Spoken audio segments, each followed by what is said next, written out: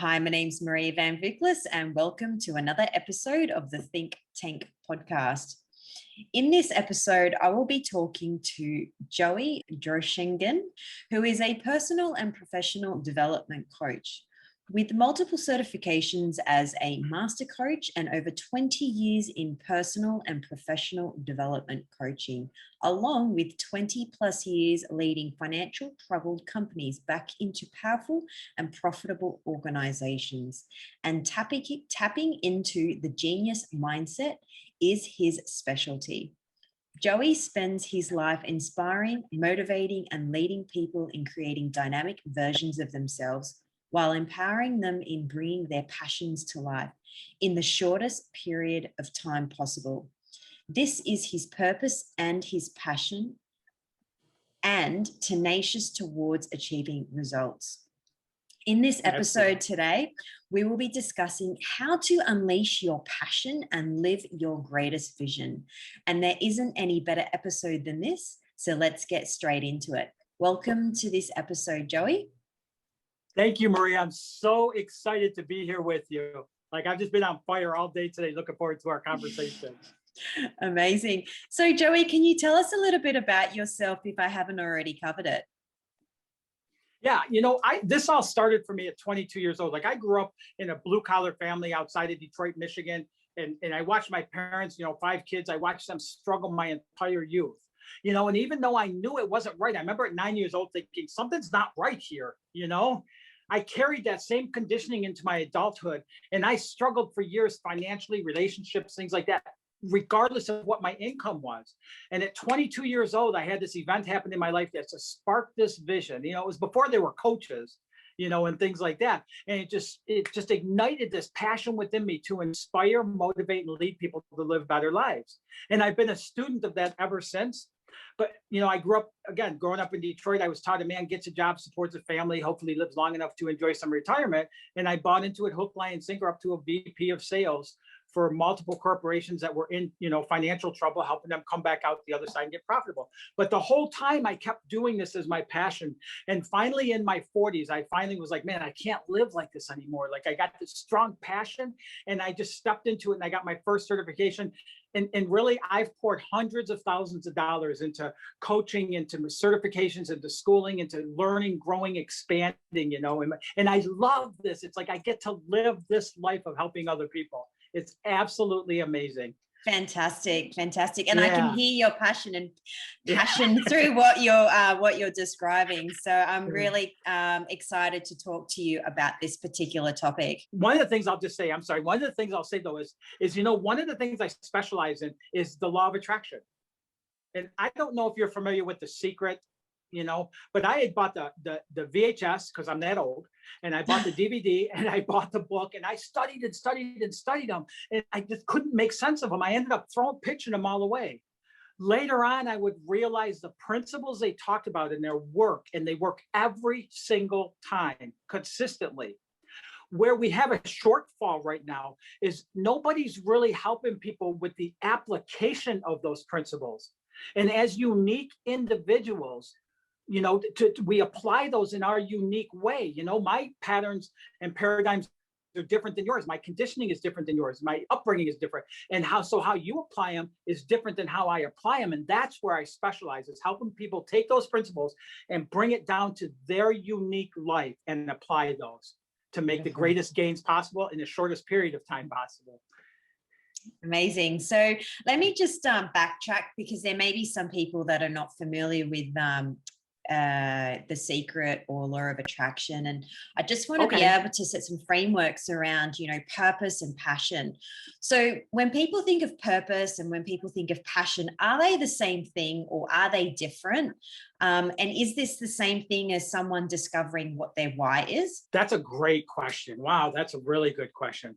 I would say that, so one of the reasons I'm so excited about what I do is because I know that each time somebody goes within and they tap into those unique talents, those unique gifts within them, and they bring those outwardly, the whole entire world becomes a better place for everybody. And I have examples of seeing this happen with my, past clients and such, and with my life as well. So that's what I define as your purpose. We have that those talents and gifts within us. And when we bring those out, when we tap into those, you know, you're seeing passion right now. I'm seeing passion in you right now, Maria, as we're having this conversation and the smiles are going and the energy and the excitement, you know, that's that passion. You know, when so many people live mundane lives and they go to jobs that they can't stand and they just continue on that same hamster wheel day after day after day, year after year. Some people live for 90 years. Other people live 1 year, 90 times, and they just continue repeating those same patterns.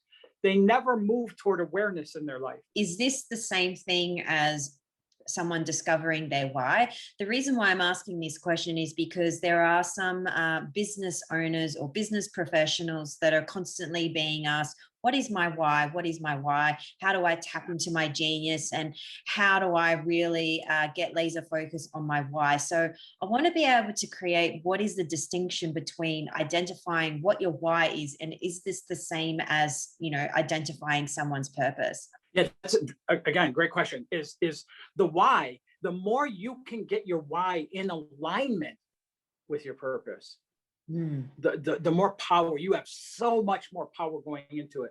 You know, some people open up a business because they see a need. Some people open up a business because they see an opportunity. And then some people open up a business because it's their heart. When you can get that alignment going between your purpose is where you touch in that heart zone there, and you have so much more power going into it. Beautiful, beautiful. So congruency and alignment is key when fueling someone's purpose and why to move forward with passion. Is that right? That was very, very well said. I may take that from you. It's all yours. So I'm curious to know then, how does someone tap into their purpose to really drive it with immense passion? Yeah, and here's where we start getting into the nuts and bolts of it. And I have a special gift I want to give your listeners after I get done talking about this. But, you know, whether I work with an individual, a group, organization, or a corporation, the very first thing I'll do is I'll help them create a dynamic vision for what it is they want to be, do, have, give, create, and experience in their life. In that vision, you know, you can create a powerful vision by creating a clear picture, right? Clarity is power. The more clarity you have on what that looks like, the more power you have in bringing it to fruition. When you add feeling tone to a vision, you know, when I've gone into organizations who are like in bankruptcy, like we filed for bankruptcy, you know, we're calling customers and doubling prices and doing all this stuff and everything, you know, when you're in that place, if you can, people, so often we get like pulled into the muck of our situation and circumstances surrounding us. This epidemic is a great example of that. If you can create a vision for what the other side of that looks like, the stronger you can create that vision for. So if you put the picture or the clarity of what it looks like, but then you put the feeling tone, and I used to do this with organizations. What's it going to feel like when we're on top again? What's it going to feel like when we're back to $50 million a year? What, you know, when you start getting the rumblings of that going, all of a sudden you start opening up avenues for things to happen easier than they would otherwise happen. Absolutely, absolutely. And, you know, that correlates very much in terms of how I teach, how people set goals as well. You have to have a feeling that's associated, a positive feeling associated to an internal, you know, picture of what that might look like in order to continue to feel that. So yeah, I completely relate to what you're saying. One key point you said in there, which is something that is quite a principle in terms of how I work with people, and I want to expand on this in terms of your perspective, in terms of the be, do, have. Can someone have all those three components, or is all of those three things missing, or is it just one of those three components, or you know, a multitude of those missing in terms of creating what you want? And when you say the three components, it's the be, do, have. Yes. Yeah. So here's it's funny because 15 minutes before we got on the line here is I did a video that'll be going out on Saturday, I think. And it's all about that. And the whole thing is so many people stick to the doing. They jump into the doing, just like a fly trying to go through a window pane.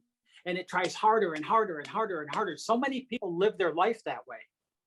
And what happens is that's what kills most dreams, desires, visions of people's lives is those dreams end up dead on the windowsill, just like that fly, out of exhaustion. When we start with the doing, I post things in social media quite often. And one of the things that I love to do every few months and stuff is put, do you believe you can think and grow rich? And people will say, no, it's doing. And when we live in that doing mode, that's how the 1% of the masses, or the 98% of the masses live, is in that doing. I'm going to try harder and harder and harder. When we do a vision, when we come from that heart place, when we get our why aligned with our purpose, when we do things like that, what we're doing is we're being that person to experience that vision. And so it makes the doing so much easier to lead to the having. If you flip those around, that's why people, I work with a lot of real estate agents, and like healthcare, they work 24/7. It's funny because like real estate is an entrepreneur type of a business, but so many realtors work it like they're a slave to a job, that it owns them. And one of the things I do is get in there and help them create that balance in their life and get that flow going. And the way I do that is we focus first and foremost on the being. And then we look at the doing, and it leads to the having. Beautiful, beautiful.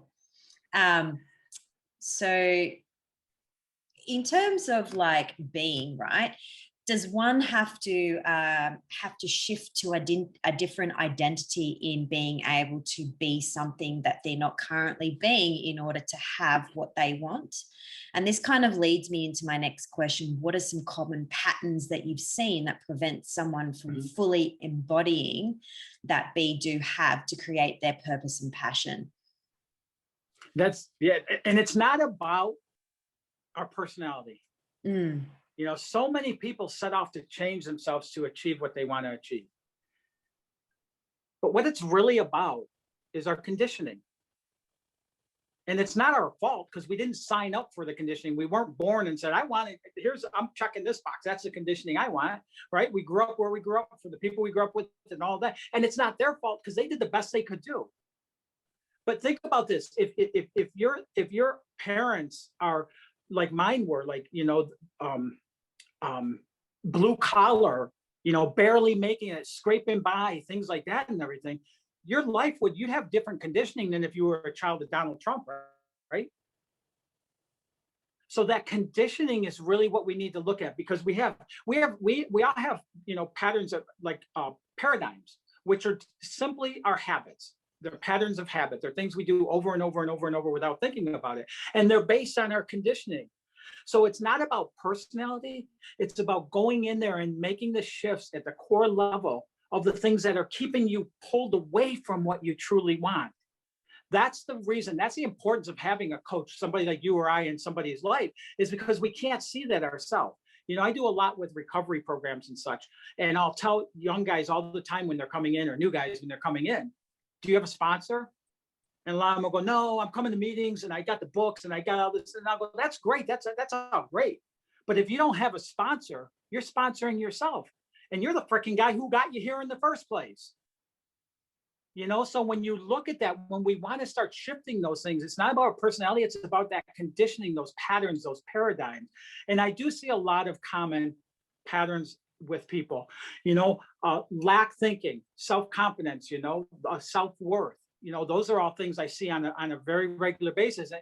And what really excites me, Maria, is when I start working with somebody, and what took me decades, I now help people within weeks, and weeks later, I can see this person just blowing up in that area. And I can give you all kinds of examples of that, but it's, and just seeing them really just ignite into that area of their life that they had so much self-doubt, fear, doubt, worry, and all that about, and then step into it. But it's not about changing personality. It's about shifting those patterns and that conditioning within. People with low self-worth, people will literally limit themselves from financial wealth. People will continue, like one of the things, I just had a client last week in doing their vision, and in their vision they had, I'm debt free. And I go, no, you're not. And he goes, yeah, I'm debt free. And I said, no, you're not. As long as you use the word debt, you'll experience more debt. And he goes, no, no, no. And I go, okay, how long have you been in debt? And his business was really good in 14. So it was 15 forward. I go, okay, how much debt did you have in 15? And did you start working then to get out of debt? And he said, yeah. And then how much in 16, 17? We went year by year. And every year his debt increased.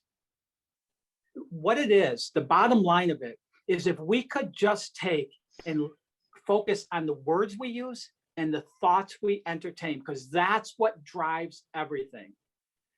If I can expand a little bit on this, would that be okay? Yeah, absolutely. So I typically have a stick man that I use. It's got the head, and it's got the belly, and some sticks attaching it, right? And I use that as the example.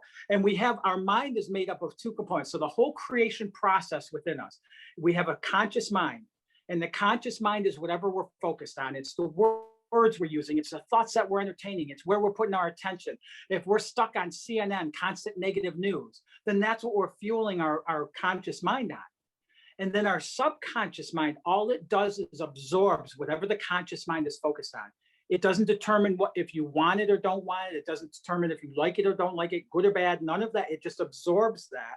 And then it uses the body to take the actions to create the experiences of what we call our life. So at any time, what I tell people is, if you don't like the life you're living, if you don't like the situation, circumstances that you keep coming up against, if you don't like your financial situation, go back, look at your thoughts and the words you're using, change those, and you'll see a different outcome. So that's the biggest pattern I see, is people's words and their thoughts, and what they're focused on.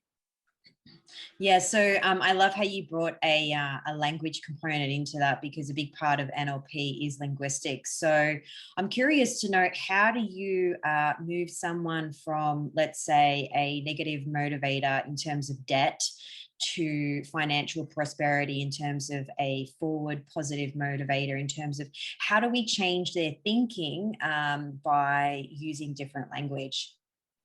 That's a great question. So, and this is where I'll give the tool away that I was talking about. So what we'll do is we'll replace it. We'll simply, I have multiple tools I use for multiple things. I have people write all their negative stories. Like for me, one of the stories I grew up hearing is, money, what do you think? Money grows on trees? Or money doesn't grow on trees? That was a big one for me. And it led to other ones. And I just made a whole list of all those things all that conditioning I received. And then I wrote a new empowering thought for each one of those. So instead of money doesn't grow on trees, my new empowering thought I've had for probably over a decade now is, there's so much financial abundance available that every living, breathing person in the world could have more than they could ever use, and there'd still be an unlimited supply. That money literally grows on trees because it's paper.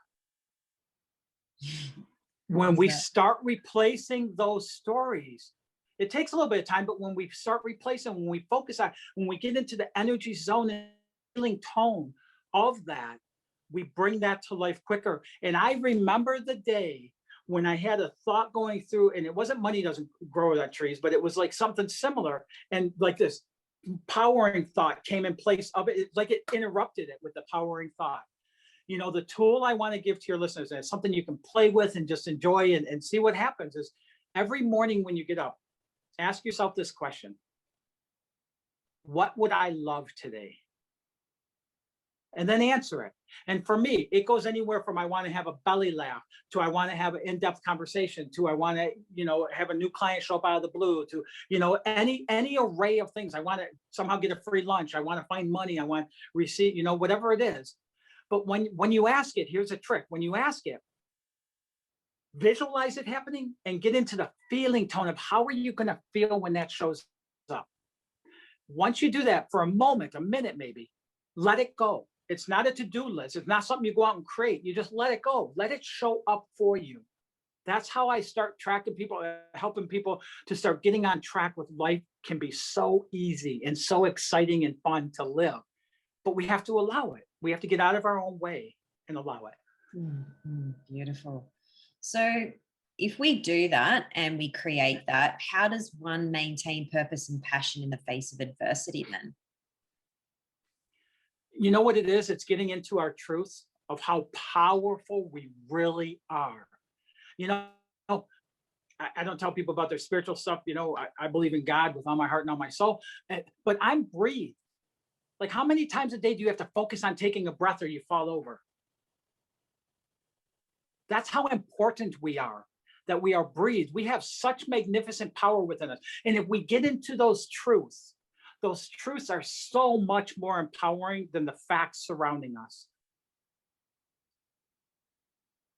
Fantastic, fantastic. We've spoken about purpose and passion for the individual, right? And there are some listeners there that have teams within their business or their organization. So I'm wanting to know, how does a leader empower others by tapping into their purpose and passion to keep them motivated within their team? Yeah, and that's, if anybody wants to have a conversation, I'll give the information at the end of how you get a hold of me. But if you have a team, I mean, if you imagine working for an organization that was, $40 million and it dropping down in the matter of a year into bankruptcy, and a year and a half later getting back into a $50 million company and new owners and all that stuff and everything else, that was really one of my true tests of all the tools, all the schooling, like all the certifications and everything, was pulling the team together. And it wasn't just the sales team, it was the organization, and pulling them together and getting that vision. And there's multiple ways of doing that. It's really somewhat situational based, but there's times when we would have daily meetings for an hour, and all you'd hear is this person complain. Every person's turn is they would complain. And so it took me about a week of saying it before somebody was finally willing to listen to it. But I said, can we start listing one positive thing that's happening in your department? Just one thing that's happening positive. You can talk about all the other stuff, but let's start bringing one positive thing for each person. And it was so funny because everybody's going, oh, there's Mr. Over Optimistic and stuff like that and everything. And somebody talked about what happened in the welding department that he was running, that he was ahead of. And it went like two other people. He goes, hold on, what did you say happened? And so he told him, he goes, oh my God, I've been trying to get rid of that for 3 months now. That same exact problem. And it opened the doorway up.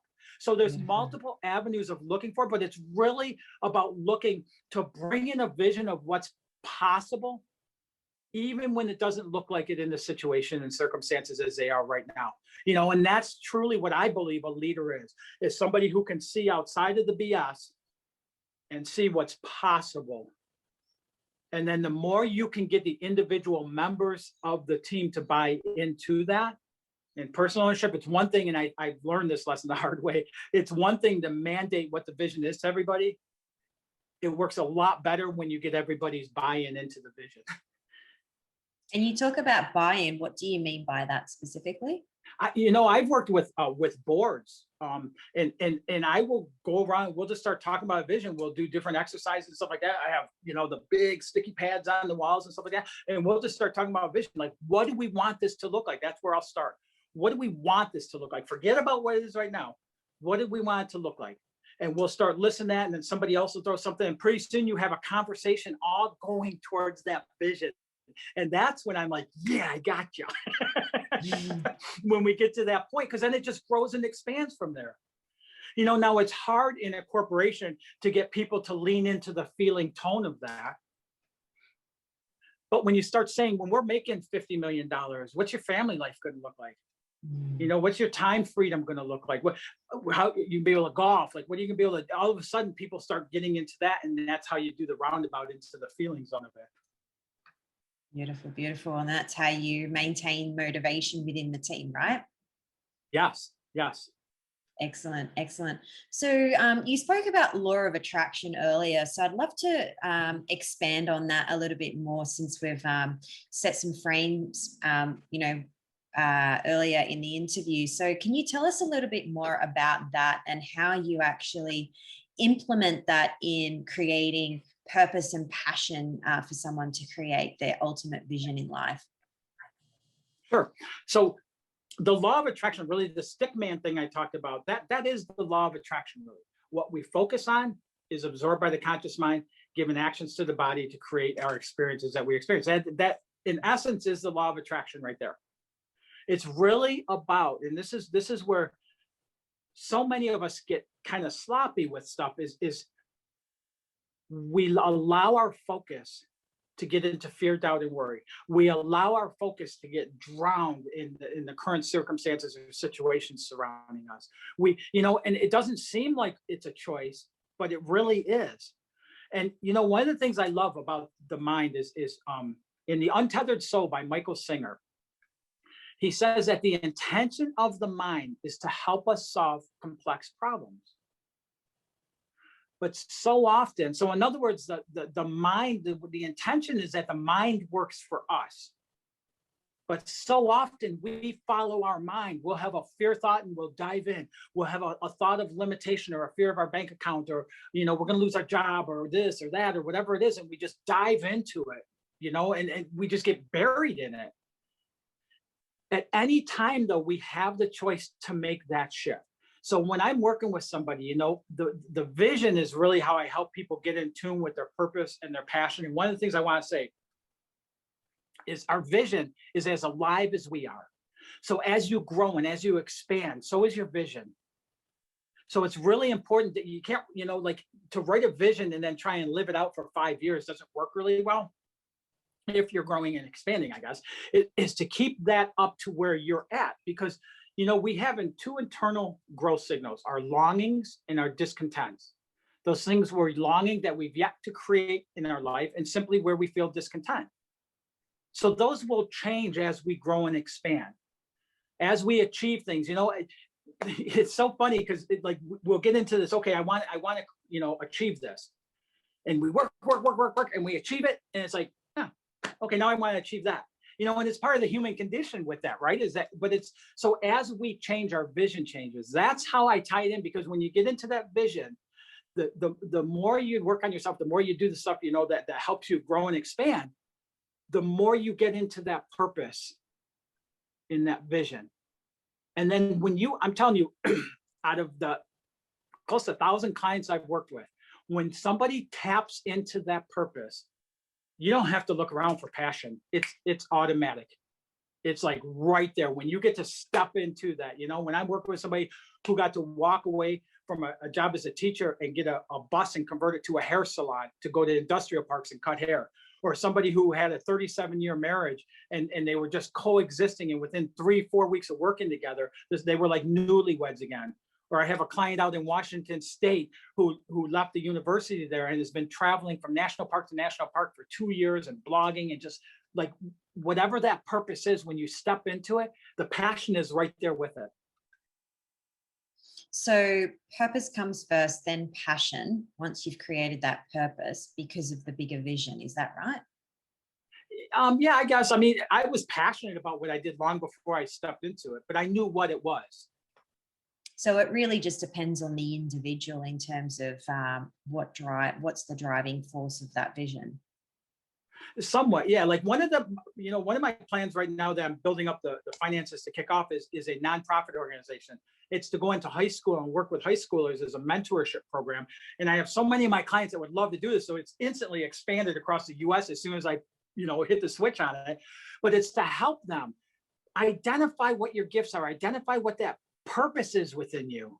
Mm-hmm. And instead of going to college for a paycheck or leaving high school and figuring out what you can do for a paycheck, go into that and think about that. Then you have people coming out of high school. I started just in my 40s.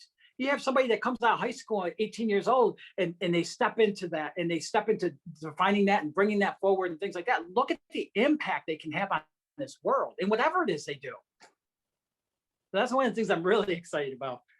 Absolutely. And I think, the kids in high school and going and what their expectations are and the conditioning of society in terms of, going out and getting a job, but not really clearly understanding what their purpose is. I think the work that you're doing, or, with these age group of people, definitely will create an impact for future generations moving forward.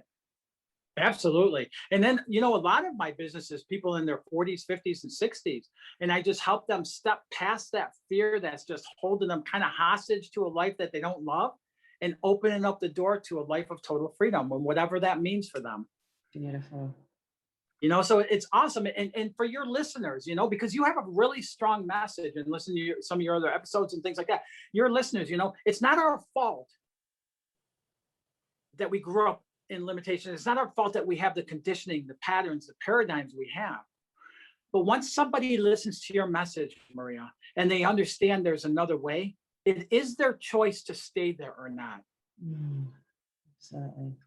Absolutely. And I think for, each individual, it's taking that responsibility of creating what they want. So, all right. So I'd like to know what is a key resource that you can offer the listeners in assisting them in getting laser focused on their purpose and passion? Yeah, one of the things I do is, you can tell I love what I do. One of the things I do is I offer a 45-minute conversation. I don't charge for it or anything. And we get on the phone and we talk about what that current situations are, what's going on right now. And then in that same call, we'll talk about what that vision, we'll start defining that vision.